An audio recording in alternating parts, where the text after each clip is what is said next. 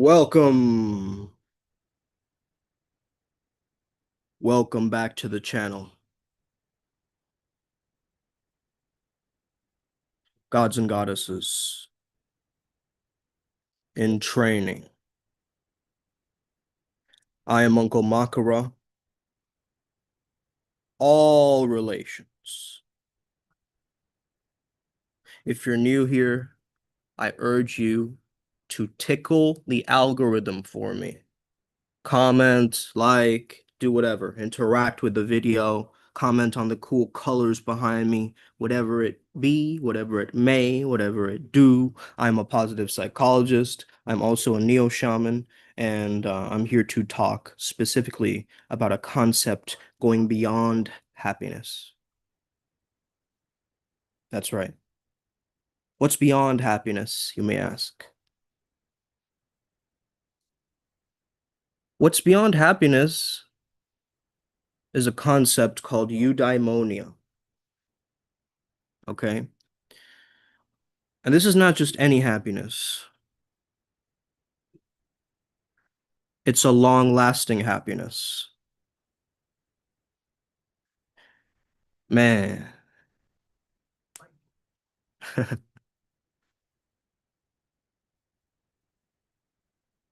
I felt like I became a legend overnight. I don't know what I had done in the astral last night. Me and Ellie always decide before sleeping where we're gonna go to, which place. And we chose Bali. And there's something spiritual about the island of the gods. And that code is speaking to me.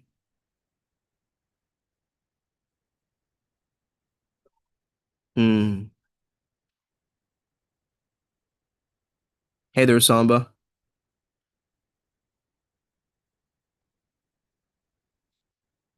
All right. So we're going to be talking about eudaimonia, and it's going to be an incredible breakdown.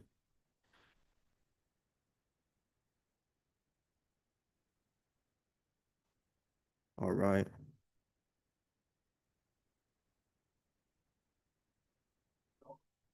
Okay. So let's talk about the two paths to happiness. Let's share the whiteboard here.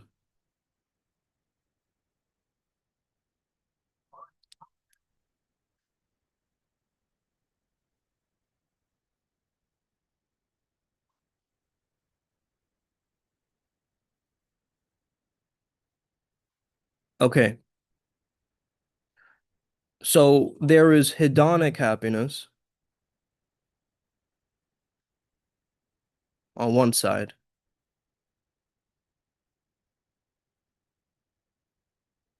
and then you have eudaimonic happiness.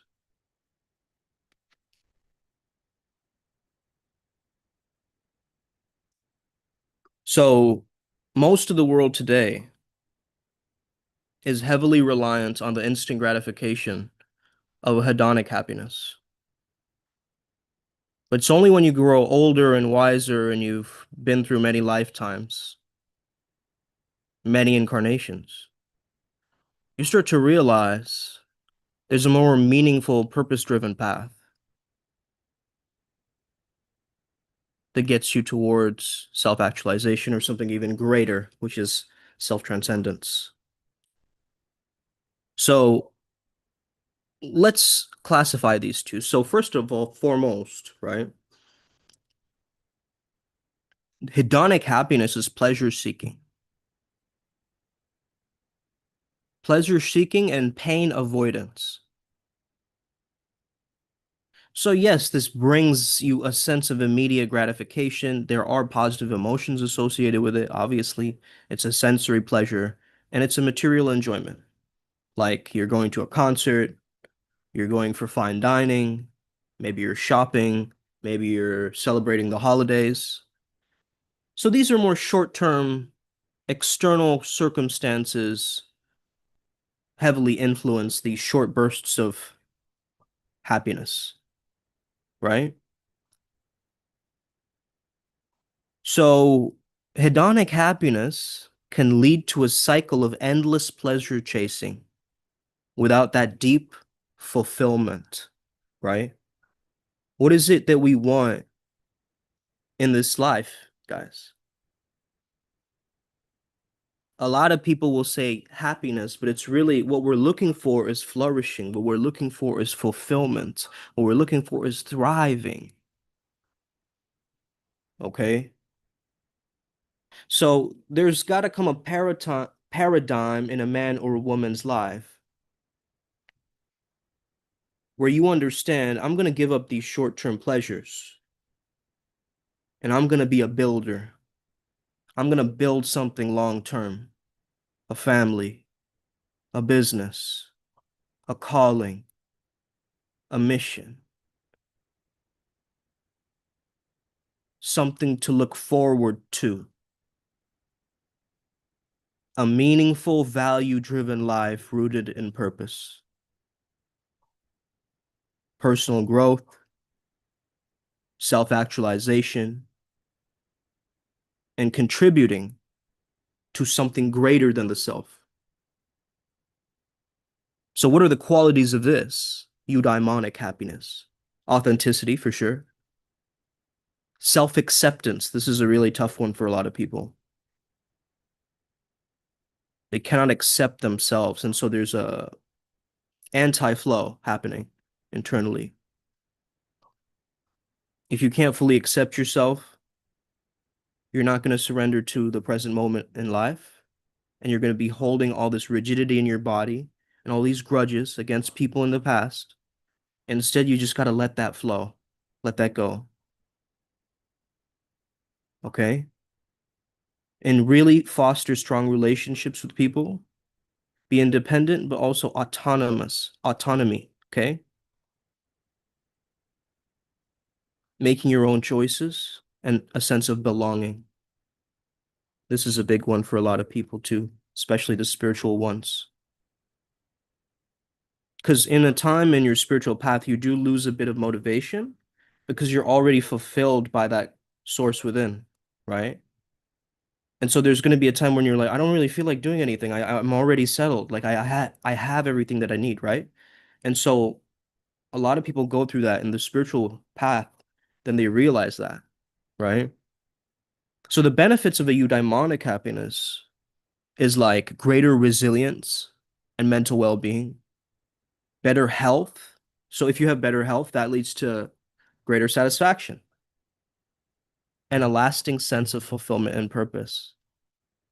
So both types of happiness matter and they can coexist, right?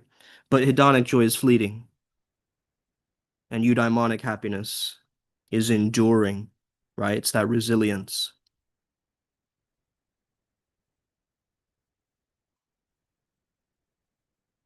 So obviously read the disclaimer. This is just all my perspectives breakdown on this. I am a positive psychologist. However, I do see things in a very unique way to most psychologists out there. Okay. So just throwing that out there. I don't want things to get awkward between us. You're a viewer. You want to connect with me. We want to be on a same page, right? Same level, right? There's no comparison traps, no, you know, labeling others. Okay. We don't stand for that kind of behavior because how can you label the limitless? How can you box up the eternal? How can you captivate a rare breed liberated species? Okay. So I prefer eudaimonia as a life strategy, aligning my daily choices with deeper values rather than just chasing constant stimulation, which I've done in my youth. Okay. Which I've done in my youth. If every day is a good day, then every day is a good day. Focusing on meaningful living creates a sustainable foundation for lasting happiness.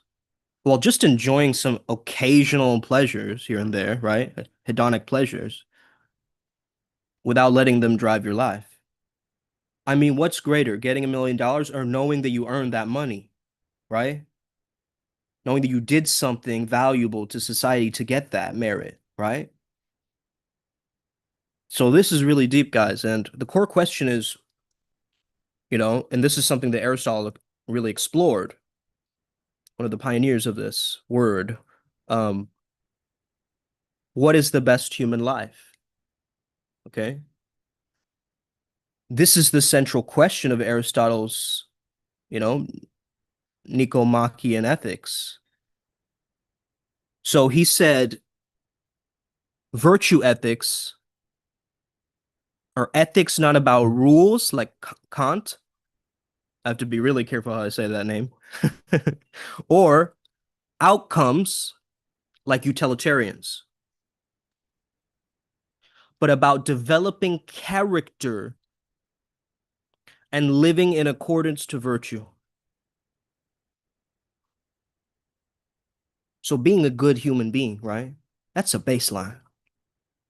Since humans are rational beings, the best life must involve the rational and acting in alignment with virtue. So that's where it starts, right? That's Aristotle's ethical approach. But what is happiness or eudaimonia? So it's not just a feeling, it's a state of rational activity in accord with virtue. It is also known as a flourishing life, a flourishing life, okay?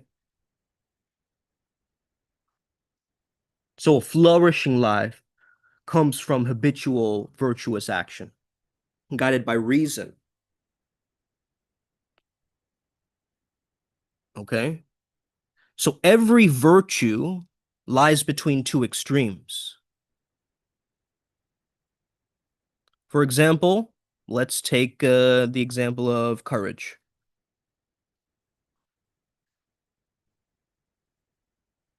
Courage is actually a balance, guys.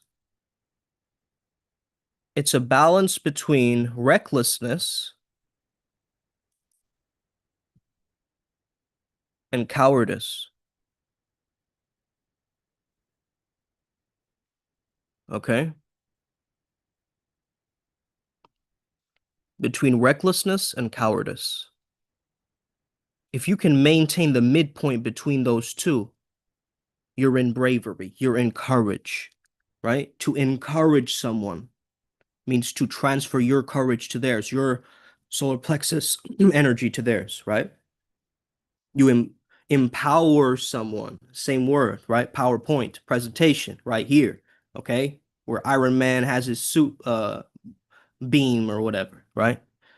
So virtue is developed through training and habit, especially since early life, right? Like if you do something since you were young, you become like a child prodigy or something in like a craft. Then when you become an adult, you're like a virtuoso, right? So it's like the virtue and virtuoso. You guys are getting it? So practical wisdom, right? So there's two words that I want to look up. One is phronesis.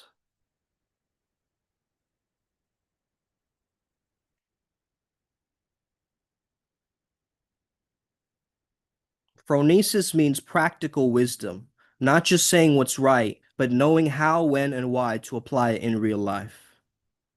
So it's the kind of wisdom that aligns with integrity, guys, right? And then, of course, another word is prudence, or I think a better word would be moderation. Prudence is actually foresight. It's not fear. Um, Prudence was considered the master virtue because it's the one that kind of guides all the others. So it's what helps courage not become recklessness. It's what helps justice not become judgment. It's what helps kindness not become self-sacrifice and so forth. Right, guys? And of course, the role of friendship. Okay.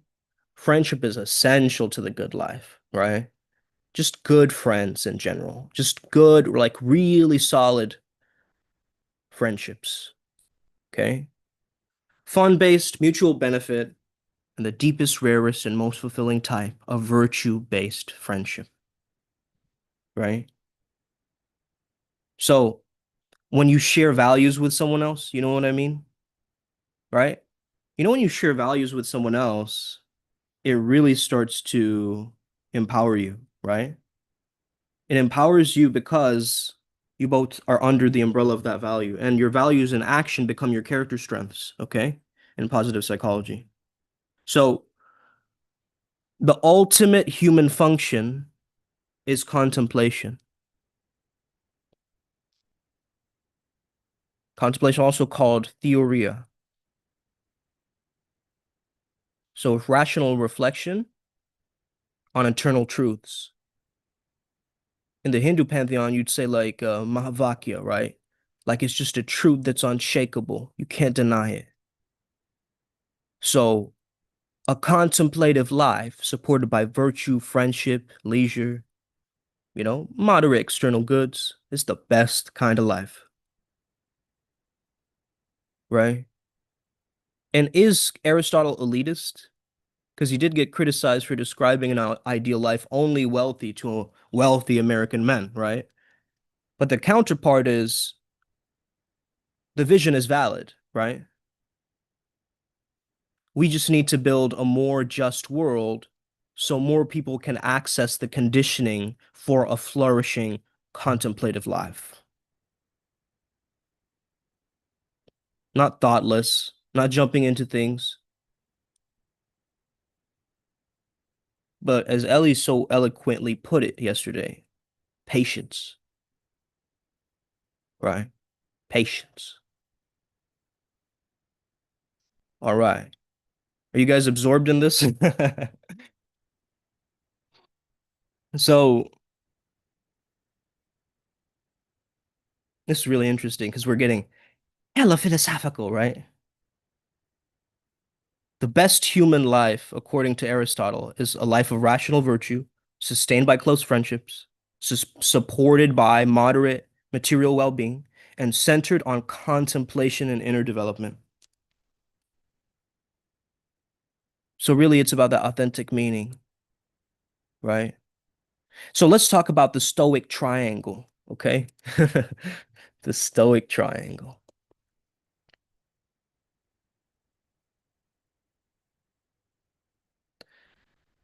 This concept is absolutely brilliant.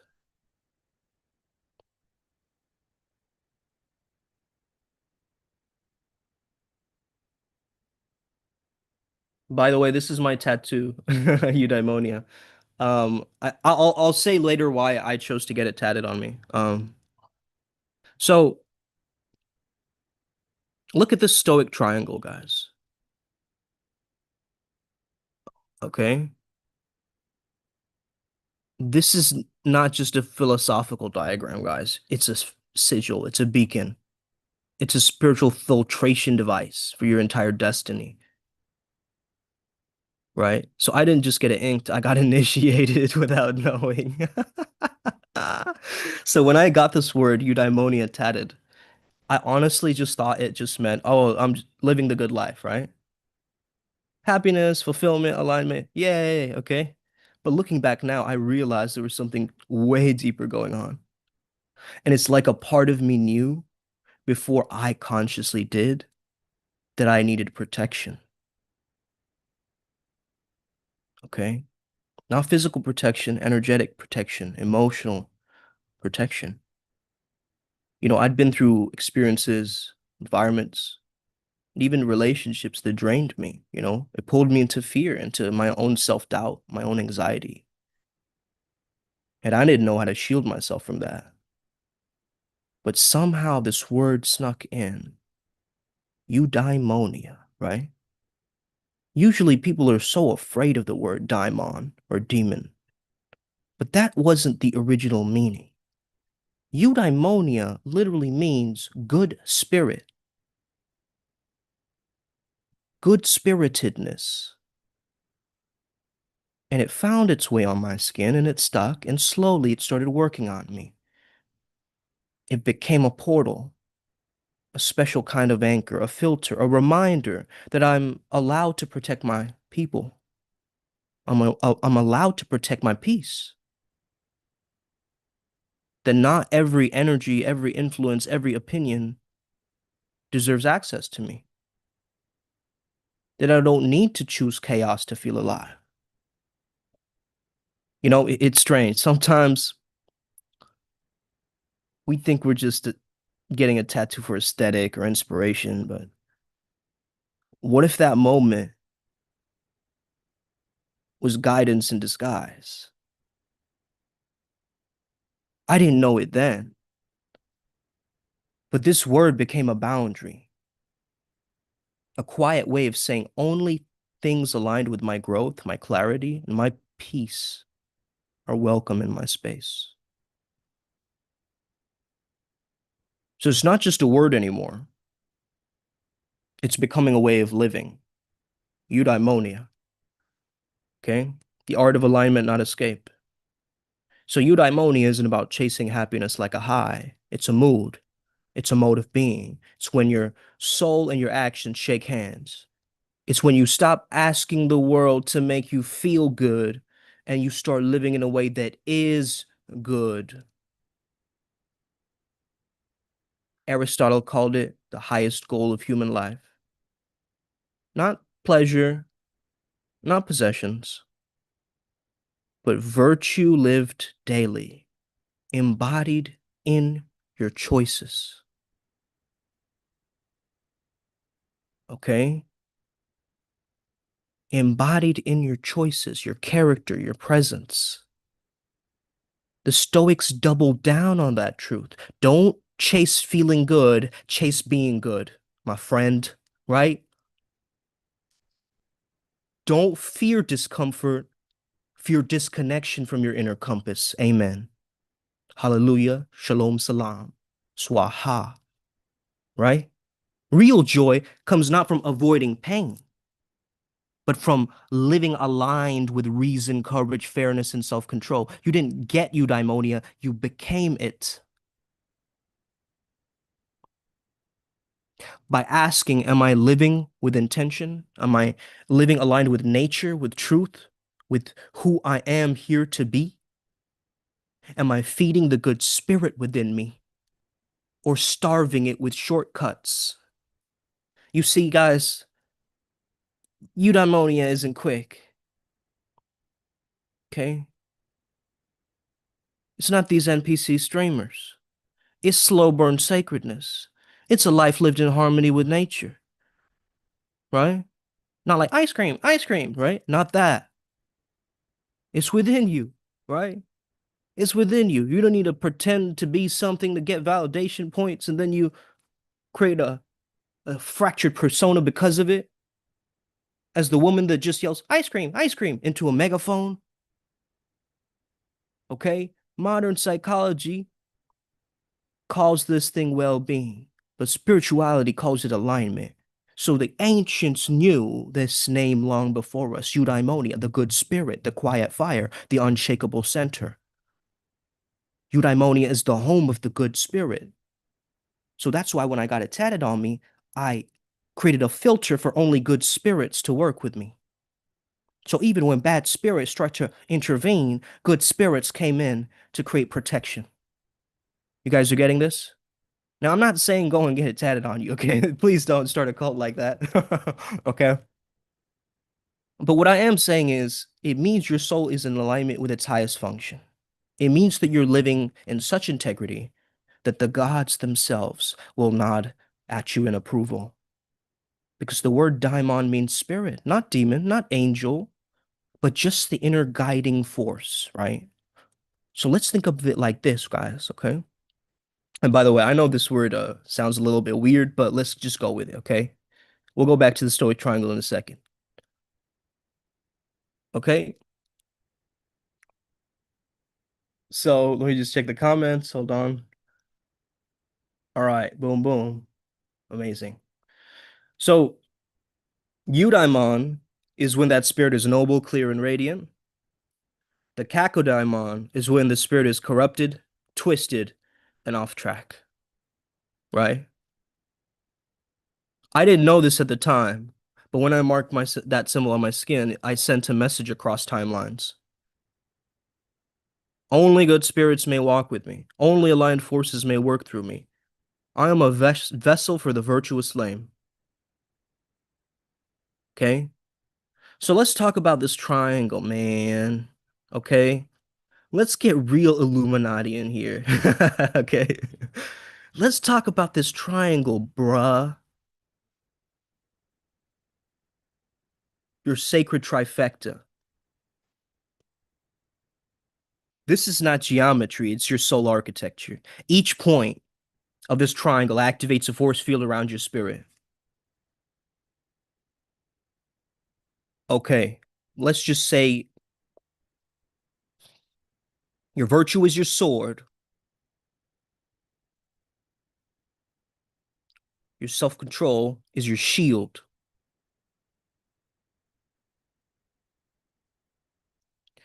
and taking responsibility is your ground. Okay?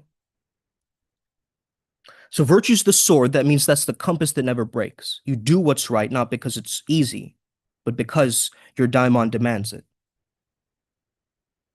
Number two, control, your shield. It's not about dominance. This is about self-mastery. You command your thoughts, your breath, your reactions. Chaos doesn't dictate you now. Why? Because you're in control. You've always been in control, right? So maybe you've been through some trauma that makes you fear surrender because you've been in control and it's afraid to let go of control. But trust me, letting go of control will also give you a sense of control. Okay? Bars, right? Responsibility is your ground. You carry your cross without complaint. You own your choices. You walk with weight and grace. So when these three things, right? When they align, they converge at the center like a power up, like a Power Rangers sigil, right? Like a eudaimonic ray. Phew. Not bliss, not dopamine, even though I do have dopamine tatted right here too, but it's a state rooted in soul truth that even suffering becomes sacred. So I didn't get this tattoo by accident. Then you see, this triangle is like a contract between your conscious self and your eternal self. Now, I may not have known it back then, okay? But definitely my daimon did, right? So you marked yourself not to rebel, my guides are saying, but to remember, to call in only the forces aligned with truth, strength, and integrity, to create a firewall between your purpose and the parasites of distraction, egos, and fear. As a positive psychologist, this is my inner North Star, you could call it. And as a channeler, I call it what the Nexus calls it. It's a frequency lock. It's a frequency lock. Boom. That's what it is. No spirit beneath the lines of virtue can enter my field. No spirit beneath the lines of virtue can enter my field. No spirit beneath the line of virtue can enter my field. That was always the deal. So I branded my soul with a divine algorithm, a signal that says I serve the good, I live by clarity, and I die to falsehood. And that's been my life thus far. And I'm never alone because these good spirits walk with me. So next time someone asks about eudaimonia, you tell them it's a gate and only the good may pass. Welcome to eudaimonia. where legends are forged. This is a spiritual operating system, guys, right? It's not just a philosophy. Don't think of it just as philosophy. In the early fires of Western thought, Aristotle didn't just teach logic, right? He seeded a path to inner divinity. And that path, eudaimonia, being in alignment with your eudaimon, your good spirit, your highest self. Isn't that what we all want? Your sacred mission wrapped in flesh. So this wasn't happiness to me, right? Because to me, back then, like happiness just meant instant wins, or just dopamine highs, but it wasn't this long-term virtuous superconductor of energy, right? This was the harmony of being true to my design. And how did I reach it? To activate the triangle, right? So what is arete? Living in excellence, not perfection, integrity. Be the bridge between who you are and who you're here to become. And every moment is a test, man. Every moment, every choice is a vote for your future self, right? So as Marcus Aurelius said, pay vigorous attention to the task at hand. That's flow. Because presence is like an altar, and action is the offering. Next is control, the dichotomy of power. Don't chase control over the external. Only own what is yours. You're going to give extra energy to those things that you can't control, right? And that's the Stoic way. So your judgment, your response, your inner narrative, life will throw you storms. That's not up to you. But how you sail afterwards, how you breathe, how you stand, that's your domain. Stoicism is spiritual Aikido. This isn't happening to me. It's happening for the forging of me. And finally, responsibility, radical ownership. You're not just a victim of the stars. You're a cosmic editor, gifted the pen of meaning. The world wasn't always fair to you, but your interpretation, that's where your alchemy began. Between stimulus and response lies your throne. So choose consciously. Okay, guys? Choose like a soul that remembers. Oof, all my guys are chiming in right now. Thank you, guys. Thank you. I appreciate all of you.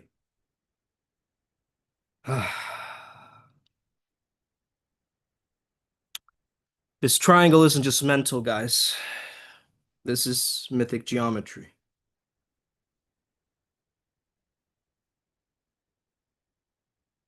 It's how you walk like your daimon is watching, because it is. I tattooed this on my body long before I even knew the depth of it. But now I get it, guys. It wasn't just a symbol. It was a summoning, a sacred contract. Only aligned spirits may enter my field. Only good forces may guide me. I live for the truth, and the truth lives in me. And this isn't about self-help. This is about self-remembrance. Okay?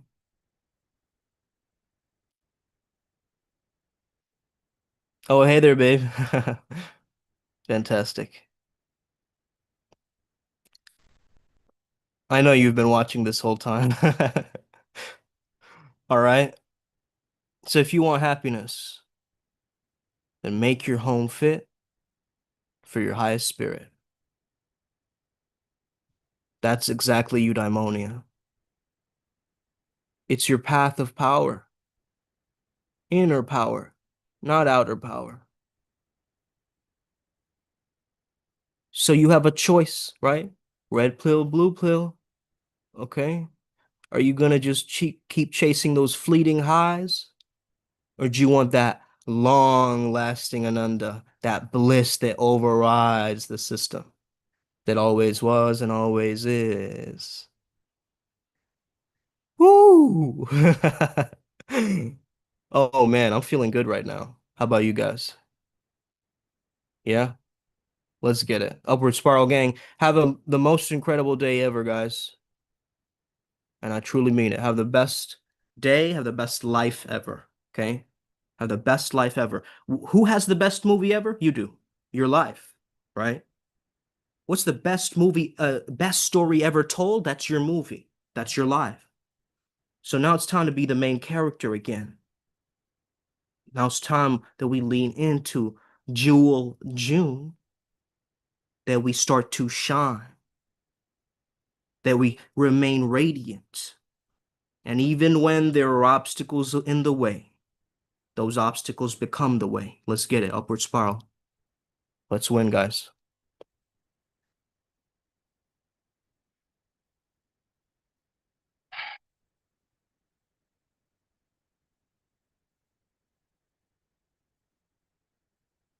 Flomish Garmin, Flomish Day. Thank you to all my guides as well. Peace and love.